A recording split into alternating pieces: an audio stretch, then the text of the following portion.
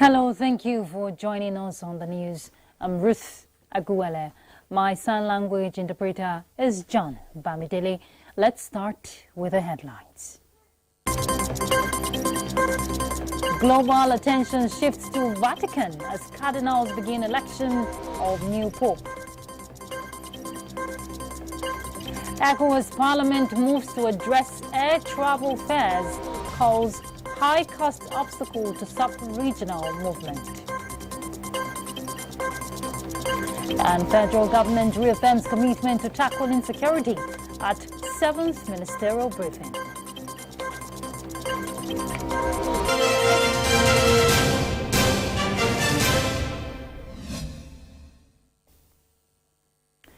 Cardinals eligible to vote and be voted for as Pope have made their way into the Sistine Chapel, where election for a new Pope is already in progress. Francis Udojo reports that secret ballot begins as cardinals vote for a new Pope following the demise of Pope Francis last month.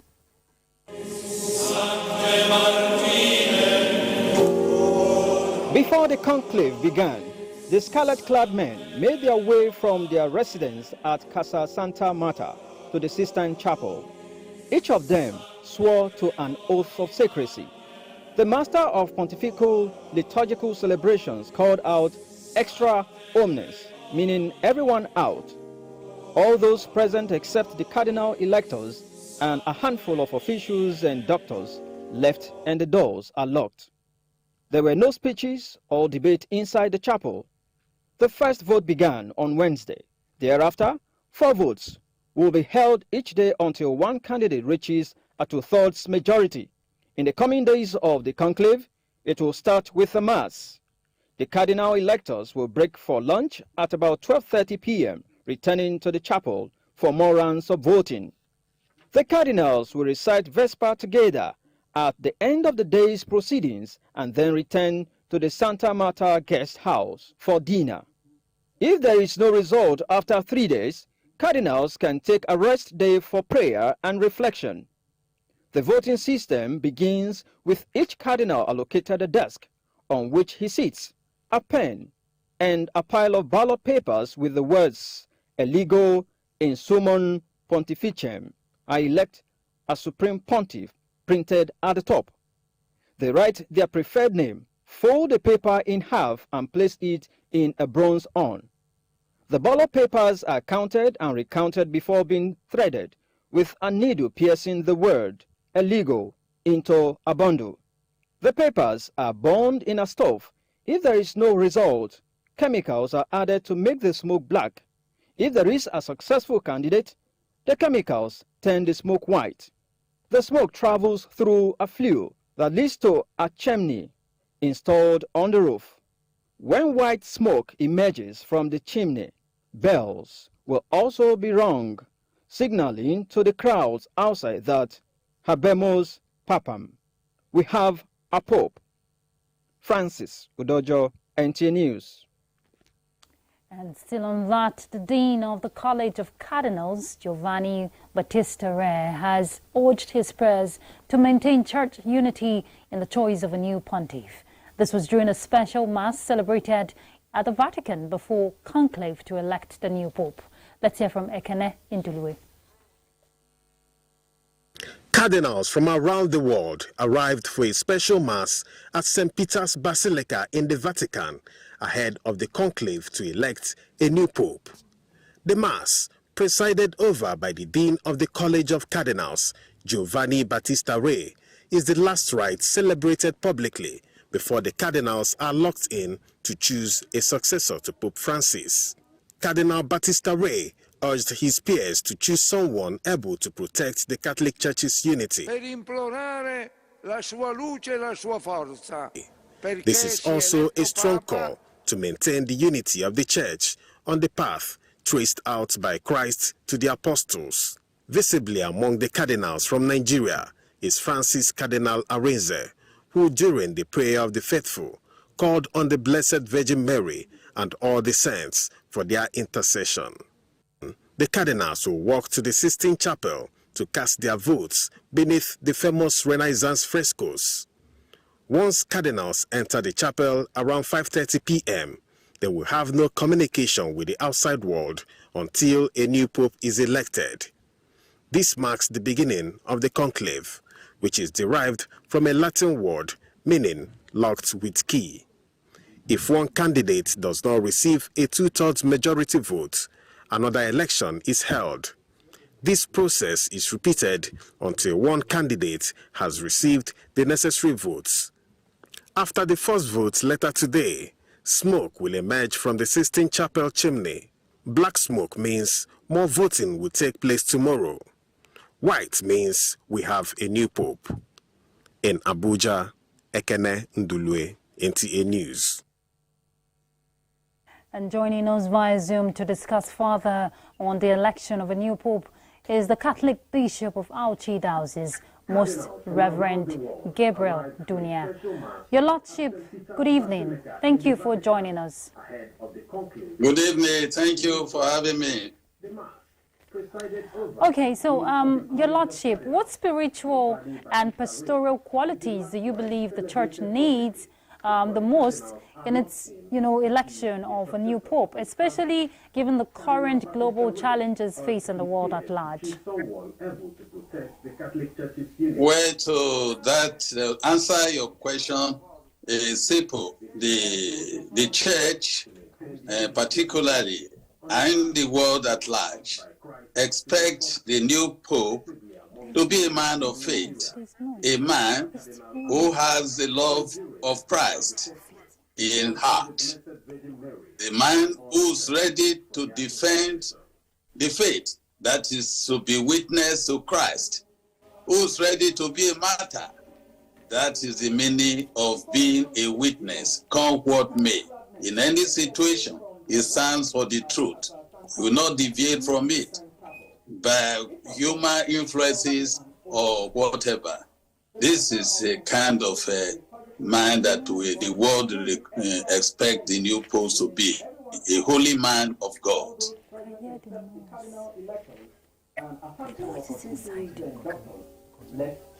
Okay, so Your Lordship, why is the process, many will ask, why is the process, to elect a new pope taking this long? What was it like, going by history?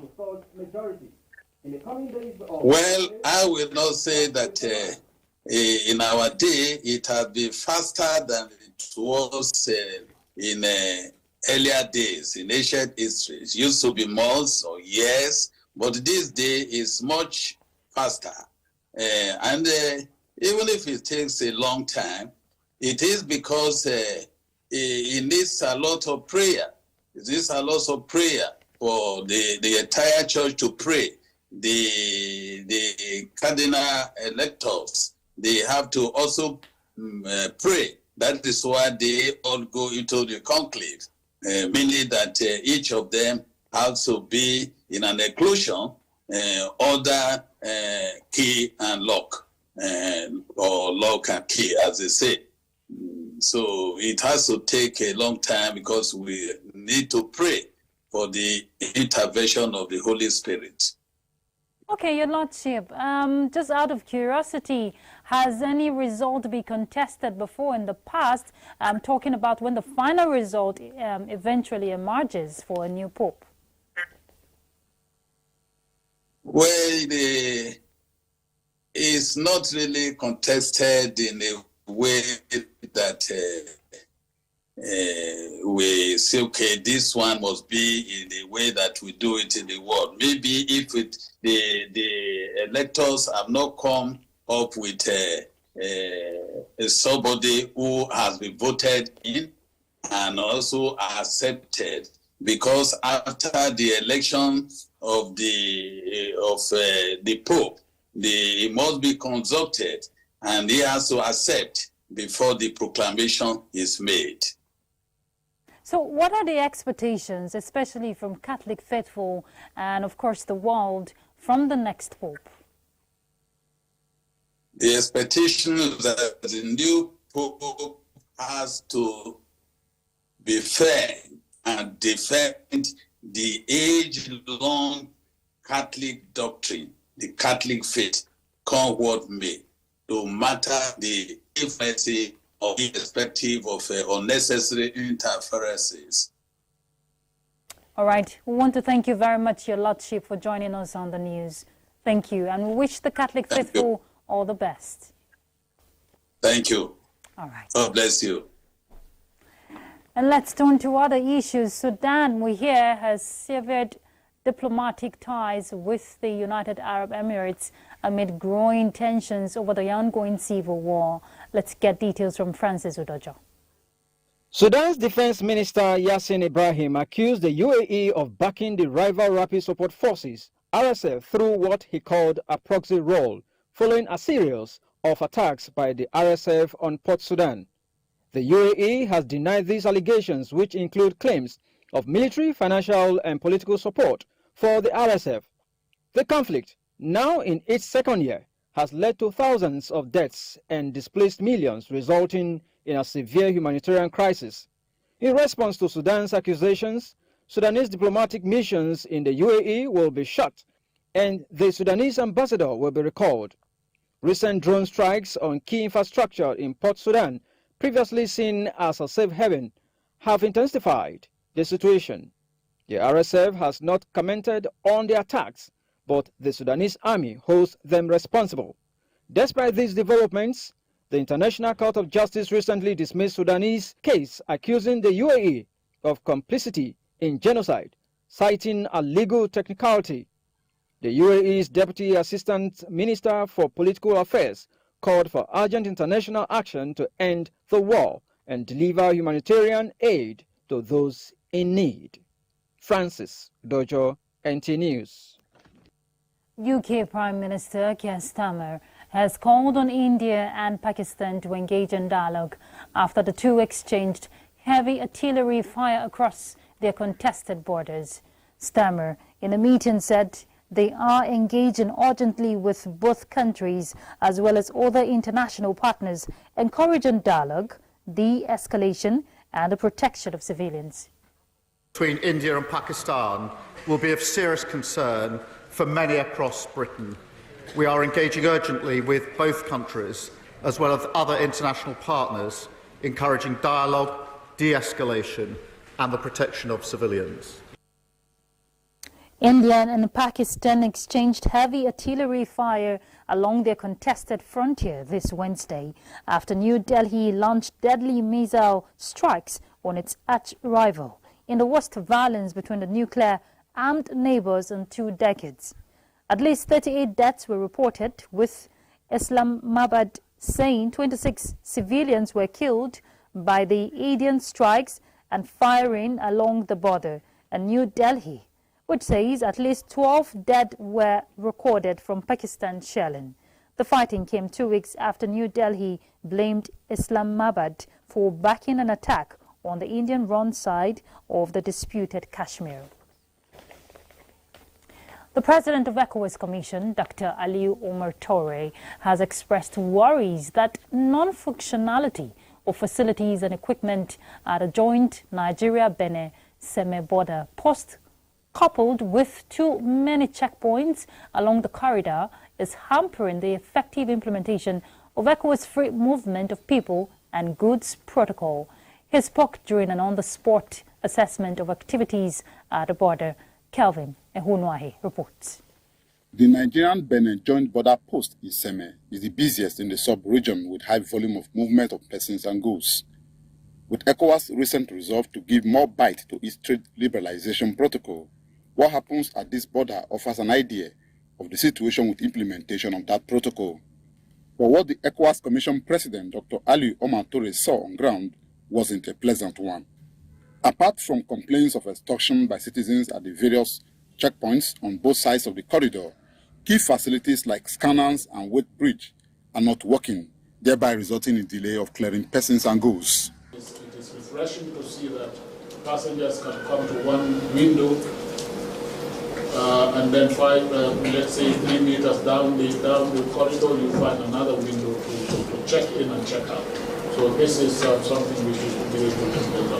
But the I'm extremely disappointed that the scanners are not working. That I want to put on record. I don't think our leaders will be happy to know that we spend so much money on these expensive scanners and they are not working. So we have to look at the source of that problem and find a solution to that. Controllers of customs of both countries at the post who received the ECOWAS president on the visit offer suggestions on how to improve on activities at the border, a position also shared by the Nigerian permanent representative at ECOWAS, Musa Nuhu. The Nigerian government not quite long also we carried out the same exercise along the borders without even the officials here knowing, for us to really take note of what is going on. And President Bola Ahmed Tinubu has just approved setting up of a presidential task force to dismantle multiple checkpoints in the whole country, and we are starting with the Badagry corridor force. The findings from the visit by the ECOWAS president are expected to guide the Commission in making recommendations to member states on better border management policies bordering on ECOWAS free movement protocol. Kelvin Ewonwaye, NTA News. All right, let's take a break. We'll be back shortly. Stay tuned. Thank you for staying with us. The 6th legislature of the ECOWAS Parliament is taking pragmatic steps in addressing the high cost of air transport within the sub-region, describing it as a major obstacle to free movement and regional integration. This was during the delocalized meeting of the Joint Committee on Infrastructure, Energy and Mines, Agriculture, Environment and Natural Resources holding in Lomé, Togo. ECOWAS Parliament correspondent Mohamed Rabiu Ali reports. Statistics indicate that West Africa accounts for 54% of the air traffic recorded in the region, with no fewer than 40 international airports, including that of Iyadema in Lomé and Murtala Mohammed in Lagos, which are veritable hubs. These airports contribute financially to state budgets in several ways, with taxes which made air tickets cost-effective within the ECOWAS region. This meeting with the theme, Air Transport as a Means of Integration for West African People, a strategy for reducing airline ticket costs, brought together regional stakeholders and experts to discuss the way forward. La conférence des chefs d'État et de gouvernement lors de son 65e sommet. Exorbitant cost of air tickets was indicated as one of the constraints to regional integration. As a matter of fact, the cost of air tickets in West Africa is the most exorbitant compared to other regions of the world. Par les États membres de la CEDEAO, dont la date de démarrage. First concern is to align with the principles of the International Organization for Aviation in terms of how to calculate tariffs and taxes, how to eliminate discrimination between users. Enregistré dans la région avec pas moins de 40 aéroports internationaux. Together, let us commit ourselves to working towards a more efficient regional aviation system, serving integration and development of our community and making significant progress towards the Sustainable Development Goals. Members of the Parliament agreed that to achieve the objectives of the third pillar of ECOWAS Vision 2050, economic integration and interconnectivity must be taken to a viable and sustainable solutions for more accessible regional air transport. Mohamed Rabiu Ali, NTA News. And looking at other issues, the Minister of Information and National Orientation, Mohammed Idris, at the 7th edition of the ongoing ministerial press briefing, reaffirmed that federal government has developed a holistic approach to deal with the dynamics of insecurity and guarantee the safety of lives and property in the country. To fast-track the needed results and sustain successes, he advocated synergy between the civil population and relevant security agencies. Salihu Abdullahi Guanara reports. Since the inception of the current administration, the hope of Nigerians has been high and ambitious as the policies of the Renewed Hope agenda. As the custodian of the Renewed Hope document, the Ministry of Information and National Orientation is coordinating this forum where members of the Federal Executive Council present their scorecards within the last 24 months. As he ushered in his colleagues from the Ministries of Environment and Defense, the host minister, in solidarity with his guest, says terrorists or acts of terrorism do not deserve sympathy from the media. I therefore call on my colleagues, or media professionals and editors, to be discerning in their reportage. We must deny these groups the undue publicity they crave. We must take them off the front pages and accurately report them as the criminals that they are, without glorifying their acts or giving credence to their false narratives. These, of course, are not freedom fighters. They are murderers, kidnappers, and destroyers, and they must be presented as such. Several ministers have appeared on this platform, which remains active to address the public. In Abuja, Salihu Abdullahi Gwanara, NTA News. And still on the ministerial briefing, the Federal Ministry of Environment has demonstrated significant strides in the past 2 years, actively pursuing President Tinubu's mandate for a sustainable climate future. From curbing pollution and championing clean energy to aggressively pursuing afforestation and land restoration. Let's hear from Charles Alpha. This briefing provides an insight into the level of implementation of policies, programs and projects for environmental sustainability, climate resilience and socio-economic development in Nigeria, with contributions from departments, agencies, projects and programs under the Ministry of Environment. Minister of Environment Balarabe Abbas Lawal, while reeling out the strides the ministry has made since inception of the present administration, said the federal government, through the agro-climatic resilience in semi-arid landscapes agriculture, has restored about 178,235 hectares of degraded lands across. It has also, in the last 2 years, and in line with the energy transition drive of the present administration, constructed 4,602 solar streetlights, distributed 6,600 improved super stoves and 130 solar-powered pumps to discourage deforestation and encourage agroforestry farming, especially in rural communities. With the Chinese government on energy and green Nigeria in terms of trying to address this issue. And the project has started, which the pilot project is starting in Lekki Peninsula in Lagos. The Chinese are funding it, and once that succeeds, there are 5 ones that will take out in other zones.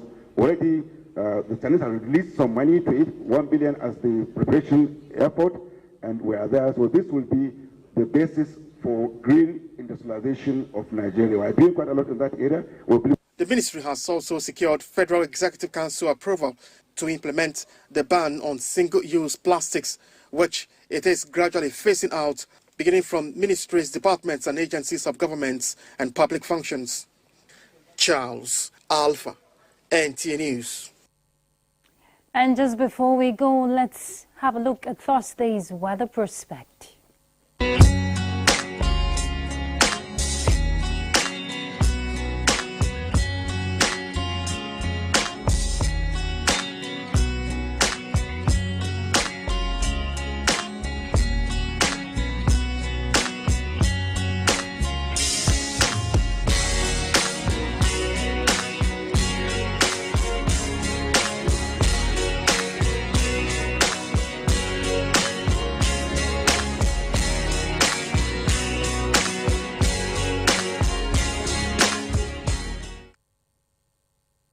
And that concludes the news. I'm Ruth Aguwele. My sign language interpreter is John Bamidele.